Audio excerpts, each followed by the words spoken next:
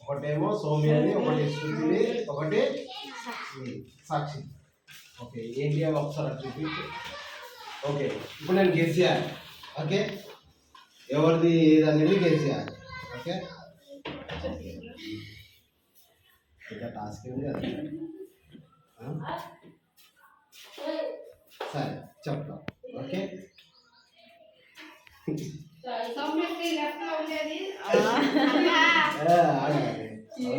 So ఇది వచ్చి రాదు రాదా?